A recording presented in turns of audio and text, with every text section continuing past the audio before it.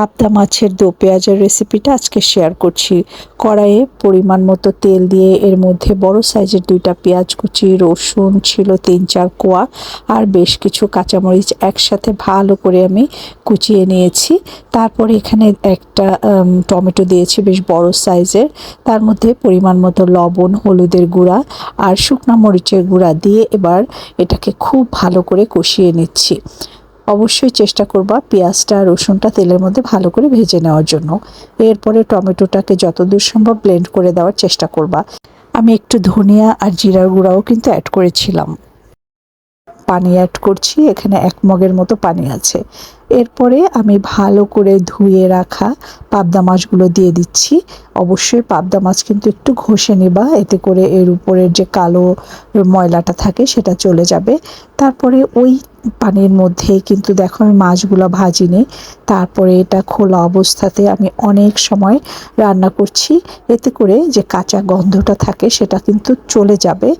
এই রেসিপিতে একটু পেঁয়াজ বাড়িয়ে দিবা। তারপরে আমি ঢাকা দিয়ে দিলাম। ঢাকনা 2-3 মিনিট পরে তুলে দেখাচ্ছি তোমাদেরকে। দেখো এইরকম হয়েছে। তো এটা মানে কড়াইয়ের সঙ্গে লাগা লাগা থাকে, বেশি ঝোল থাকে না। পেঁয়াজটা দিয়ে একটু মশলা দিয়ে মেখে মেখে খেতে বেশ ভালো লাগে। আবারও ঢাকা দিলাম, এভাবে কয়েকবার ঢাকা দিয়ে এটা রান্না করে নিচ্ছি। মাছ থেকে কিন্তু একটা পানি বের হবে, অবশ্যই এই পানিটা শুকিয়ে যাওয়া পর্যন্ত রান্না করতে থাকবা। আর দেখো জালটা থাকবে মাঝারি থেকে লো, মাছটা সিদ্ধ হতে হবে। তো এবার দেখো নিচে একটু লেগে লেগে যাচ্ছে, আমি তোমাদেরকে দেখাচ্ছি। তাই আমি আর এটাকে মানে খুন্তি দিয়ে নাড়াচাড়া করব না, আমি একটু তোমাদেরকে ঘুরিয়ে দেখাই। দেখো মাছটা কিন্তু আর নড়ছে না, ইট মিনস এটার নিচের লেয়ারটা কিন্তু হালকা লেগে গেছে।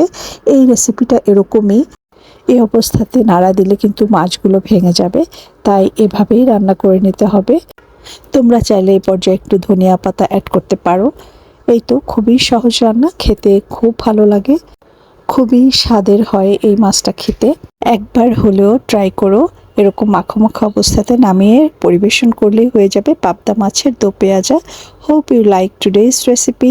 C you another day in another recipe. Till then, tata.